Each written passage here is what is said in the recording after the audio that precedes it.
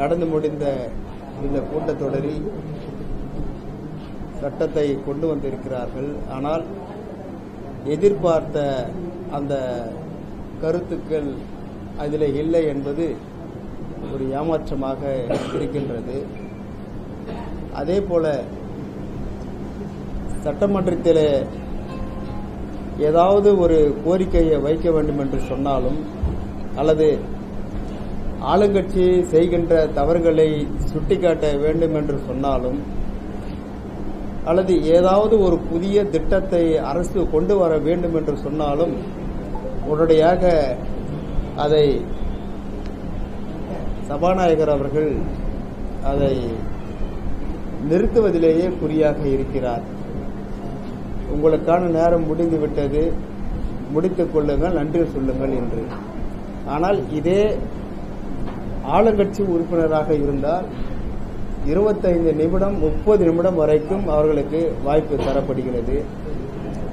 எதிர்கட்சி உறுப்பினர்களுக்கு 7 நிமிடத்திற்கு மேல் வாய்ப்பு தர மறுக்கிறார்கள். இந்த 7 நிமிடத்தில் எப்படி நாம் மக்களுக்கு தேவையான பிரச்சனைகளை நாம் எப்படி சொல்லுவது, தொகுதி பிரச்சனைகளை எப்படி சொல்லுவது, இதையெல்லாம் இவர்கள் நாடாளுமன்றத்திலே ஆளுகின்ற பிஜேபி அரசு எதிர்கட்சிகளுடைய குரல் வலையை நெருக்கிறது என்று நாடாளுமன்றத்தை விட்டு வெளியிலே வந்து அவர்கள் செய்தியாளர்களை சந்திப்பதும் அல்லது போராட்டம் நடத்துவதும் இருக்கிறார்கள். என்னுடைய கருத்துக்களை நாங்கள் எடுத்து வைக்க முடியவில்லை, நேரம் குறைவாக கொடுக்கிறார்கள் என்று. அதே நிலைதான் இங்கே சட்டமன்றத்தில் நடைபெறுகிறது. திமுக அங்கே என்ன செய்கிறதோ அதை ஆளுங்கட்சிகள் இங்கே எதிர்கட்சிகளுக்கு திமுக செய்கிறது. அங்கே செய்தால் அவர்களுக்கு ரத்தம் என்கிறார்கள், இங்கே செய்தால் தக்காளி சட்னி என்ற அர்த்தமாக இருக்கிறது. இப்படி திமுக இரட்டை வேடம் போட்டுக்கொண்டு செயல்படுகிறது. குறிப்பாக பள்ளிக்கூடங்கள் அதை செப்பனிட வேண்டும் அல்லது சுற்றுச்சுவர் வேண்டும் அல்லது ஒரு கூடுதலாக ஒரு வகுப்பறை வேண்டும் என்று சொன்னால் நிதி இல்லை என்று சொல்லுகிறார்கள். ஆனால் புதிய திரைப்படம் நகரம் கொண்டு வருவதற்கு 500 கோடியே ஒதுக்கியிருக்கிறார்கள். மக்கள் வரி பணத்திலே நடைபெறுகின்ற இந்த அரசு மக்கள் எதை விரும்புகிறார்களோ அதைதான் நடைமுறைப்படுத்த வேண்டும்.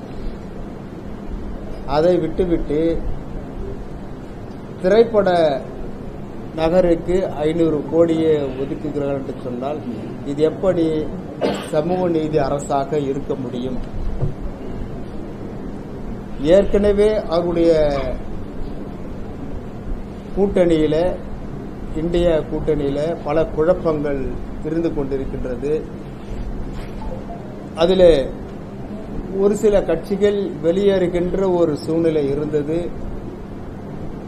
ஆனால் அதையெல்லாம் அவர்கள் சமாளிக்கின்ற ஒரு விதம் உண்மையாக திணறிக் கொண்டிருக்கிறார்கள். ஒவ்வொரு கட்சிக்கும் அவர்களால் திருப்திப்படுத்த முடியவில்லை என்று. கண்டிப்பாக ஏதோ மத்திய அரசை எதிர்க்கிறோம், மதவாதத்தை எதிர்க்கிறோம் என்று இன்றைக்கு கூட்டணியாக இருக்கிறவர்கள் கண்டிப்பாக தேர்தல் முடிந்தவுடன் அந்த கூட்டணி சொப்புநராக போய்விடும் என்பதில் சந்தேகமில்லை. இதே கூட்டணி வருகின்ற 26 சட்டமன்ற தேர்தலிலே இருக்குமா என்று சொன்னால் கண்டிப்பாக இப்பொழுது இருக்கின்ற இந்தியா கூட்டணியை விட பல மடங்கு அதிமுக கூட்டணி பலமாக இருந்து வெற்றி வாய்க்க சூடும் என்பதில் எந்தவிதமான ஐயமும் இல்லை. தற்பொழுது கூட டைலமா முடிவில் தான் இந்தியா கூட்டணி இருந்து கொண்டிருக்கின்றது. எந்த நேரத்தில் எந்த கட்சி வெளியேறிவிடும் என்று தெரியாத ஒரு சூழ்நிலை நிலவிக் கொண்டிருக்கின்றது. சமீபத்தில் நீங்கள் கூட பார்த்திருப்பீர்கள், இன்றைக்கு இருக்கின்ற இந்த சூழலில் கணக்கெடுப்பு நடத்தியிருக்கிறார்களாம். அதில் திமுக தான் முந்திக் கொண்டிருக்கிறது, 2ஆம் இடத்திலே பிஜேபி இருக்கிறது, 3ஆம் இடத்திலே அதிமுக இருக்கிறது என்று. இந்த கருத்தை பிஜேபி காரர்கள் கூட நம்ப மாட்டார்கள். பிஜேபி தலைவர்கள் கூட சிரிப்பார்கள், மௌனமாக சிரிப்பார்கள். இப்படி கருத்து சுதந்திரம் அல்ல, அது கருத்து திணிப்பு. உண்மையான கருத்தை வெளியிடவில்லை, கருத்தை திணித்து இருக்கிறார்கள். இன்றைய திமுகனுடைய பயமே அதிமுக தான் வென்றுவிடும் என்கின்ற ஒரு எண்ணத்தில் இருக்கிறார்கள். ஆனால் இதை அப்படியே மாற்றி போடுகின்ற ஒரு சூழ்நிலையில எப்படி மத்திய அரசு, குறிப்பாக மதவாதமும் பிரிவினைவாதமும் நடத்துகின்ற பிஜேபி, தொடர்ந்து அனைத்து ஊடகங்களும் பிஜேபிக்கு ஆதரவாக அங்கே செயல்படுகிறதோ, முன்கூட்டியே ஒவ்வொரு தேர்தலிலும் நாம் கவனிக்க வேண்டும். ஒவ்வொரு தேர்தலும், ஒரு தேர்தலிலே 300 இடங்கள் நாங்கள் வெற்றி பெற்று ஆட்சியை பிடிப்போம் என்றார்கள். அதேபோல் 300 இடங்களை பெற்று ஆட்சி பிடித்தார்கள். அதற்கு அடுத்த தேர்தலிலே 350 இடங்களை நாங்கள் பிடிப்போம் என்றார்கள். அதேபோல் 350 இடங்களை பிடித்தார்கள், ஆட்சி பிடித்தார்கள். தற்பொழுது பிரதமரே சொல்லுகிறார், 400 இடங்களை நாங்கள் பிடிப்போம், மீண்டும் 3வது முறையாக பிஜேபி ஆட்சியில் அமரும் என்று சொல்லுகிறார்கள். ஆனால் இன்னும் ஒன்று மறந்துவிட்டார் போல, 543 இடங்களும் பிஜேபி தான் பிடிக்கும் என்று சொல்லாதப்பட்டார்.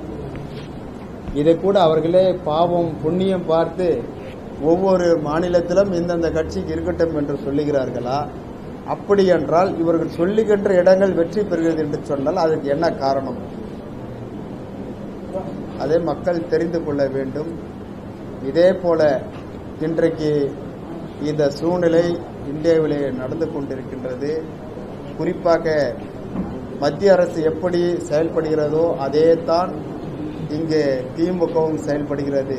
பிஜேபிக்கு சற்றும் குறைவாக இல்லை திமுகவும்.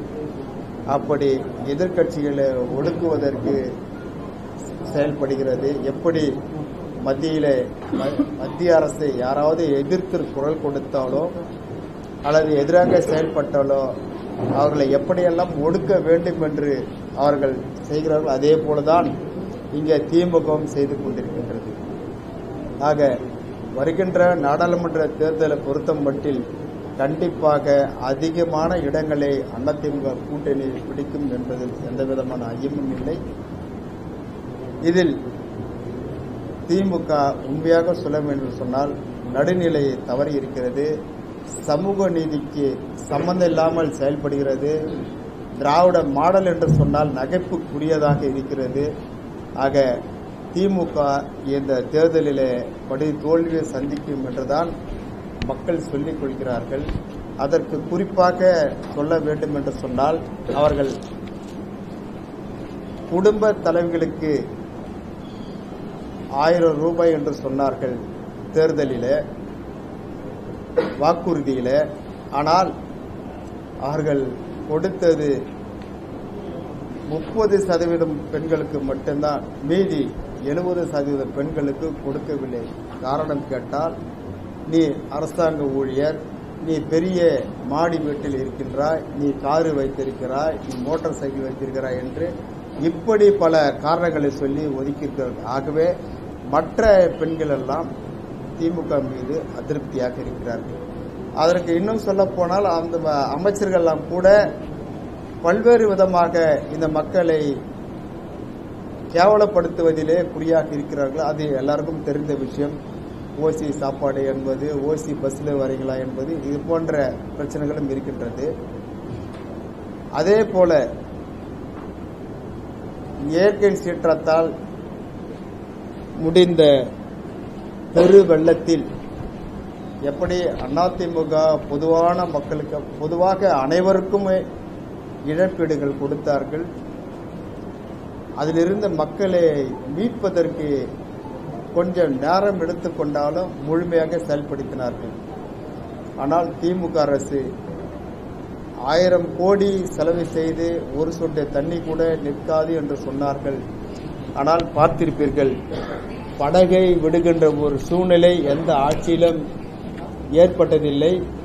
இந்த திராவிட மாடல் அரசில் தான் ஒவ்வொரு தெருவுக்களாக அடுத்த தெருவுக்கு வேண்டும் என்று சொன்னால் கூட ஏதோ பஸ்ஸில் போவது போல படகிலே சவாரி செய்தார்கள். அப்படி இந்த அரசிலே நடந்திருக்கின்றது. இப்படி போகின்ற இந்த சூழ்நிலையில் புரட்சி பாரதமும் கண்டிப்பாக அதிமுக கூட்டணியிலே இடம்பெற்று ஒரு தொகுதியை பெற்று நாங்களும் இந்த நாடாளுமன்ற தேர்தலில் கண்டிப்பாக போட்டியிட்டு அதிமுகவுடைய கூட்டணி வெற்றி பெறுவதற்கான அனைத்து வேலைகளிலும் நாங்கள் இறங்குவோம் என்று இந்த நேரத்தில் நாங்கள் தெரிவித்துக் கொள்வதோடு